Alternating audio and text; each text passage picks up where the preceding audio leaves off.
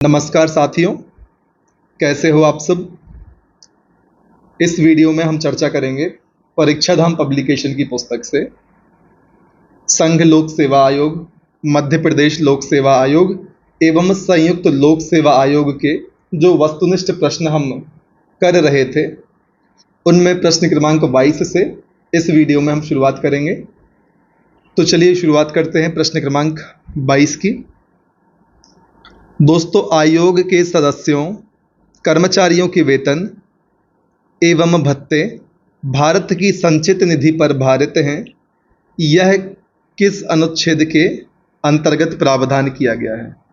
तो दोस्तों, हम सभी जानते हैं कि भारतीय संविधान के अनुच्छेद 322 में यह प्रावधान किया गया है कि आयोग के सदस्य कर्मचारियों के वेतन भत्ते भारत की संचित निधि पर भारित होंगे। ऑप्शन नंबर बी अनुच्छेद 322 प्रश्न क्रमांक 22 का सही जवाब है। प्रश्न क्रमांक 23, भारत के विभिन्न निकायों के संदर्भ में निम्नलिखित कथनों में से कौन सा या कौन से कथन सही हैं।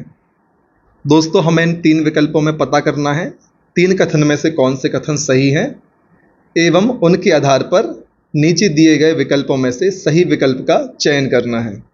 तो दोस्तों, कथन 1 कहता है संघ लोक सेवा आयोग के गठन का प्रावधान अनुच्छेद 312 में निहित है। दोस्तों, यह कथन गलत है। राज्य लोक सेवा आयोग के गठन का प्रावधान अनुच्छेद 315 में निहित है। दोस्तों, यह कथन सही है। और संघ लोक सेवा आयोग के गठन का प्रावधान भी दोस्तों अनुच्छेद 315 में ही किया गया है। इसके अलावा तीसरा कथन है राज्य निर्वाचन आयोग के गठन का प्रावधान अनुच्छेद 243 के में किया गया है। दोस्तों, कथन 3 भी सही है। इस प्रकार से इस प्रश्न में कथन 2 एवं कथन 3 सही है। इस आधार पर ऑप्शन नंबर डी केवल 2 और 3 प्रश्न क्रमांक 23 का सही जवाब है। प्रश्न क्रमांक 24, मध्य प्रदेश लोक सेवा आयोग के गठन की अधिसूचना कब जारी की गई थी।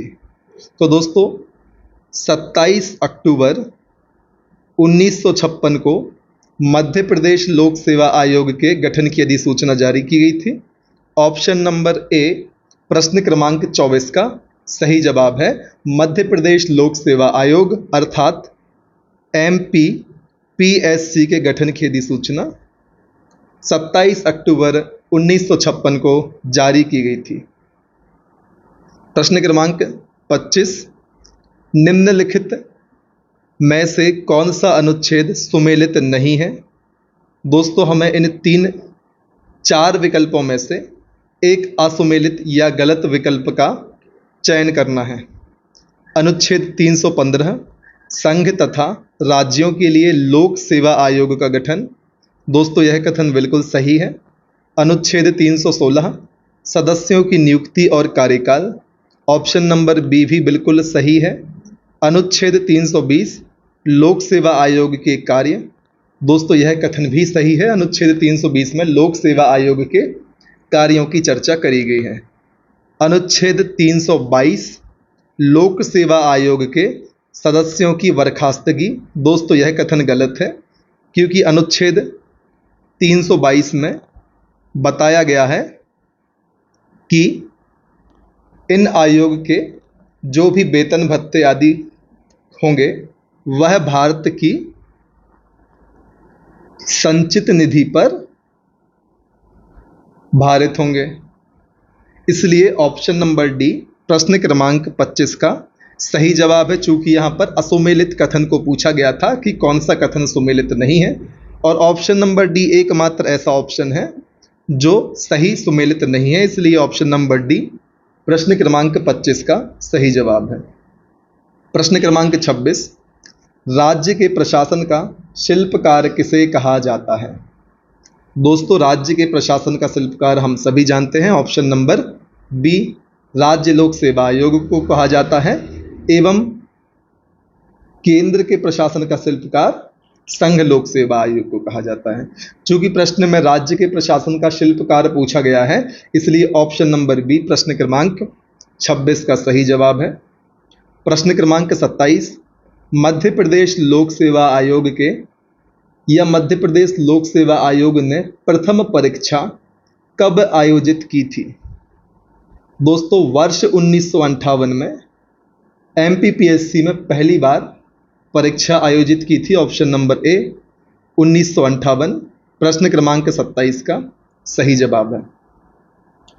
प्रश्न क्रमांक 28, केंद्र तथा राज्य सरकार में सेवा का अनुभव राज्य लोक सेवा आयोग के आधे सदस्यों को कितने वर्ष का होना चाहिए? तो दोस्तों, ऑप्शन नंबर बी कम से कम 10 वर्ष का अनुभव केंद्र तथा राज्य सरकार में सेवा करने का राज्य लोक सेवा आयोग के आधे सदस्यों को होना चाहिए। प्रश्न क्रमांक 29, राज्य लोक सेवा आयोग के प्रथम अध्यक्ष एवं सदस्यों की सेवा शर्तों का निर्धारण कौन करता है? तो दोस्तों, राज्य का गवर्नर या राज्य का राज्यपाल राज्य लोक सेवा आयोग के अध्यक्ष एवं सदस्यों की सेवा शर्तों का निर्धारण करते हैं। प्रश्न क्रमांक 30, राज्य लोक सेवा आयोग के सदस्यों का कार्यकाल कितना निर्धारित किया गया है? दोस्तों, आपको बताना है राज्य लोक सेवा आयोग के सदस्यों का कार्यकाल कितना निर्धारित किया गया है। हम सभी जानते हैं इनका कार्यकाल 6 वर्ष या 62 वर्ष की आयु, इनमें से जो भी पहले हो तब तक निर्धारित किया गया है। ऑप्शन नंबर डी प्रश्न क्रमांक 30 का सही जवाब है। प्रश्न क्रमांक 31, Sanjay Gandhi youth leadership and rural development training institute किस शहर में स्थित है? तो दोस्तों, ऑप्शन नंबर सी पचमढ़ी में Sanjay Gandhi youth leadership and rural development training institute स्थित है। ऑप्शन नंबर सी पचमढ़ी प्रश्न क्रमांक 31 का सही जवाब है। तो चलिए दोस्तों, अब हम चर्चा करते हैं प्रश्न क्रमांक 32 की। दोस्तों, राज्य लोक सेवा आयोग एक संवैधानिक संस्था है, यह हम सभी जानते हैं। इसकी जानकारी किस अनुच्छेद में मिलती है?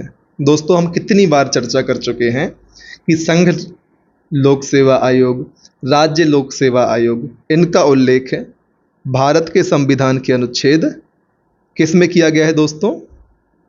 अनुच्छेद 315 में किया गया है। इस प्रकार से ऑप्शन नंबर ए अनुच्छेद 315 प्रश्न क्रमांक 32 का सही जवाब है।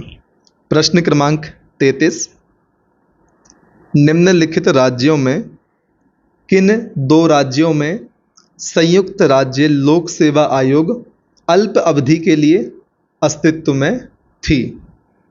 तो दोस्तों, हम सभी जानते हैं पंजाब एवं हरियाणा ऐसे राज्य हैं जिन राज्यों में संयुक्त राज्य लोक सेवा आयोग अल्प समय के लिए अस्तित्व में थी। आपको ध्यान रखना है, ऐसे राज्य हैं पंजाब एवं Haryana. Option number C Punjab एवं हरियाणा प्रश्न क्रमांक 33 का सही जवाब है। प्रश्न क्रमांक 34, इनमें से कौन मध्य प्रदेश लोक सेवा आयोग का अध्यक्ष पद पर रहा है? आपको बताना है इन 3 व्यक्तियों में से कितने व्यक्ति मध्य प्रदेश लोक सेवा आयोग के पद पर रह चुके हैं। दोस्तों, यहाँ पर ओम प्रकाश मेहरा नाम दिया हुआ है, दूसरा कथन अशोक कुमार पांडे, तीसरा कथन एस.सी. सेठ। तो दोस्तों, यह तीनों व्यक्ति मध्य प्रदेश राज्य लोक सेवा आयोग के अध्यक्ष के पद पर नियुक्त हो चुके हैं। इसलिए ऑप्शन नंबर डी उपरोक्त सभी प्रश्न क्रमांक 34 का सही जवाब है। प्रश्न क्रमांक 35, केंद्रीय प्रशासनिक अधिकरण की स्थापना कब की गई थी? दोस्तों, केंद्रीय प्रशासनिक अधिकरण की स्थापना 1 नवंबर 1985 को की गई थी। ऑप्शन नंबर ए 1 नवंबर 1985।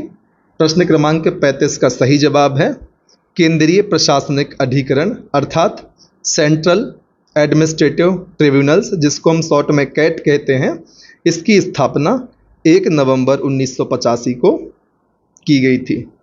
प्रश्न क्रमांक 36, मध्य प्रदेश लोक सेवा आयोग को किस राष्ट्रपति द्वारा अधिसूचित किया गया था? तो दोस्तों आपको ध्यान रखना है, जब मध्य प्रदेश लोक सेवा आयोग की अधिसूचना जारी की गई थी उस समय भारत के राष्ट्रपति के पद पर भारत के प्रथम राष्ट्रपति डॉक्टर राजेंद्र प्रसाद जी थे। ऑप्शन नंबर सी प्रश्न क्रमांक 36 का सही जवाब है। प्रश्न क्रमांक 37, मध्य प्रदेश लोक सेवा आयोग के मुख्यालय के सामने किस स्वतंत्रता सेनानी की समाधि है? जितने भी व्यक्ति इंदौर शहर में रह रहे हैं वो सभी जानते हैं, मध्य प्रदेश लोक सेवा आयोग के मुख्यालय के सामने शहादत खां या शहादत खां जी की समाधि है, जो मध्य प्रदेश के प्रमुख स्वतंत्रता सेनानी थे। प्रश्न क्रमांक 38, मध्य प्रदेश प्रशासनिक अधिकरण को कब समाप्त कर दिया गया? तो दोस्तों 1 अप्रैल वर्ष 2003 को मध्य प्रदेश प्रशासनिक अधिकरण को समाप्त कर दिया गया। ऑप्शन नंबर बी 1 अप्रैल 2003 प्रश्न क्रमांक 38 का सही जवाब है। प्रश्न क्रमांक 39, राज्य लोक सेवा आयोग का अध्यक्ष और सदस्य अपना इस्तीफा किसे देते हैं? तो दोस्तों इस्तीफा को हम त्यागपत्र भी कहते हैं और हमने चर्चा की हुई है कि जो नियुक्ति करता है आमतौर पर त्यागपत्र भी उसी व्यक्ति को दिया जाता है। तो चूंकि राज्य लोक सेवा आयोग के अध्यक्ष एवं सदस्यों की नियुक्ति संबंधित राज्य के राज्यपाल के द्वारा की जाती है, इसलिए वे अपना इस्तीफा या त्यागपत्र भी राज्यपाल को ही सौंपते हैं। ऑप्शन नंबर डी प्रश्न क्रमांक 39 का सही जवाब है। प्रश्न क्रमांक 40, दोस्तों भारतीय संविधान के किस भाग में राज्य लोक सेवा आयोग और संघ लोक सेवा आयोग की स्थापना का प्रावधान किया गया है? दोस्तों हम 50 बार चर्चा कर चुके हैं टोटल अपने आयोग की सीरीज में। दोस्तों 50 बार तो नहीं होगा, लेकिन 4-5 बार हमने चर्चा जरूर की होगी कि भारतीय संविधान के भाग 14 में अनुच्छेद 315 से लेकर 323 तक संघ लोक सेवा आयोग एवं राज्य लोक सेवा आयोग के बारे में उपबंध किए गए हैं। ऑप्शन नंबर ए प्रश्न क्रमांक 40 का सही जवाब है। भाग 14 में राज्य लोक सेवा आयोग और संघ लोक सेवा आयोग की स्थापना का प्रावधान किया गया है। प्रश्न क्रमांक 41, किस अनुच्छेद के अनुसार राज्य लोक सेवा आयोग अपना प्रतिवेदन राष्ट्रपति राज्यपाल को सौंपता है? दोस्तों ऑप्शन नंबर डी अनुच्छेद 323 के आधार पर राज्य लोक सेवा आयोग अपना प्रतिवेदन राज्यपाल को सौंपता है। अब हम चर्चा करेंगे प्रश्न क्रमांक 42 की। दोस्तों मध्य प्रदेश राज्य लोक सेवा आयोग के अध्यक्ष एवं सदस्यों को पद से हटाने की शक्ति किसमें निहित है? तो दोस्तों चूंकि मध्य प्रदेश लोक सेवा आयोग के अध्यक्ष की नियुक्ति तो राज्यपाल के द्वारा की जाती है, दोस्तों ये त्यागपत्र भी अपना राज्यपाल को सौंपते हैं, लेकिन यहाँ पर एक बात ध्यान रखने योग्य है कि इन्हें उनके पद से हटाने की शक्ति राष्ट्रपति में निहित होती है। आपको यह बात ध्यान रखनी है दोस्तों। राज्य लोक सेवा आयोग के अध्यक्ष एवं सदस्यों की नियुक्ति राज्यपाल करता है, ये अपना त्यागपत्र राज्यपाल को सौंपते हैं, किंतु इन्हें इनके पद से हटाने की शक्ति राष्ट्रपति में निहित होती है। दोस्तों, खुद से त्यागपत्र सौंपने में और किसी को उसके पद से हटाने में अंतर होता है, आप इस बात को ध्यान रखें। यहाँ पर किसी भी प्रकार से आपको कंफ्यूज नहीं होना है कि मध्य प्रदेश राज्य लोक सेवा आयोग के अध्यक्ष एवं सदस्यों को उनके पद से हटाने की शक्ति राष्ट्रपति में निहित होती है। आप इसको त्यागपत्र मत समझ लेना और त्यागपत्र समझकर राज्यपाल आंसर मत कर देना। यदि क्वेश्चन में पूछा जाता है कि त्यागपत्र किसे सौंपते हैं, तब आपको आंसर करना है राज्यपाल को सौंपते हैं, किंतु यदि हटाने की शक्ति की बात करी जाए तो इनको राष्ट्रपति के द्वारा इनको इनके पद से हटाया जा सकता है। दोस्तों, प्रश्न क्रमांक 43 पर अब हम आते हैं। मध्य प्रदेश राज्य लोक सेवा आयोग किस प्रकार की संस्था है? दोस्तों, यहाँ पर प्रकृति पूछ ली गई है। हम सभी जानते हैं कि मध्य प्रदेश राज्य लोक सेवा आयोग की प्रकृति संवैधानिक है। यह संवैधानिक निकाय है। ऑप्शन नंबर सी प्रश्न क्रमांक 43 का सही जवाब है। प्रश्न क्रमांक 44, केंद्रीय प्रशासनिक अधिकरण का प्रावधान किस अनुच्छेद के तहत किया गया है? दोस्तों, हम सभी जानते हैं केंद्रीय प्रशासनिक अधिकरण का प्रावधान भारतीय संविधान के अनुच्छेद 323 ए के तहत किया गया है। प्रश्न क्रमांक 45, संयुक्त राज्य लोक सेवा आयोग अर्थात ज्वाइंट पब्लिक सर्विस कमीशन के गठन का प्रावधान किस अनुच्छेद में है? तो दोस्तों, हम सभी जानते हैं अनुच्छेद 315 2 में जेपीएससी अर्थात ज्वाइंट पब्लिक सर्विस कमीशन के गठन का प्रावधान है। अनुच्छेद 315 2, ऑप्शन नंबर बी प्रश्न क्रमांक 45 का सही जवाब है। प्रश्न क्रमांक 46, संयुक्त राज्य लोक सेवा आयोग अपने वार्षिक कार्यों की रिपोर्ट किसे सौंपता है? तो दोस्तों, संबंधित राज्य के राज्यपालों को ज्वाइंट पब्लिक सर्विस कमीशन अपनी वार्षिक रिपोर्ट सौंपता है। ऑप्शन नंबर ए प्रश्न क्रमांक 46 का सही जवाब है।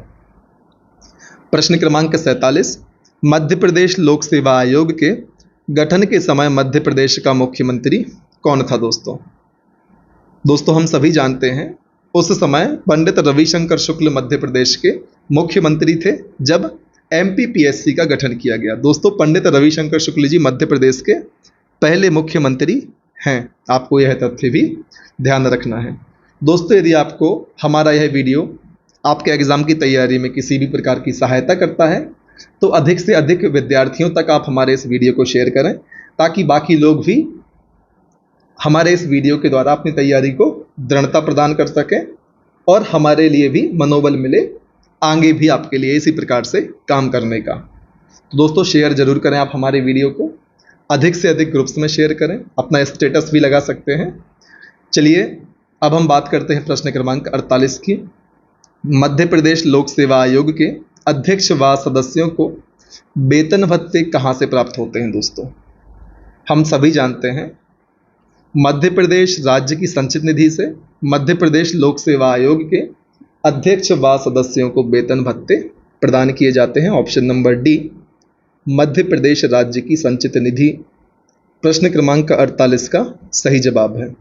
और दोस्तों, यूपीएससी के अध्यक्ष एवं सदस्यों के वेतन भत्ते की यदि हम बात करें तो वे सेंट्रल गवर्नमेंट की जो संचित निधि होती है वो वहां से उनको प्रदान किए जाते हैं।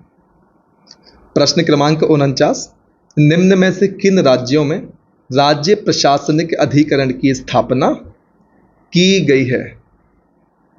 तो दोस्तों, कर्नाटक, उड़ीसा, महाराष्ट्र, केरल, दोस्तों इन चारों राज्यों में राज्य प्रशासनिक अधिकरण की स्थापना की गई है। ऑप्शन नंबर डी उपरोक्त सभी प्रश्न क्रमांक 49 का सही जवाब है।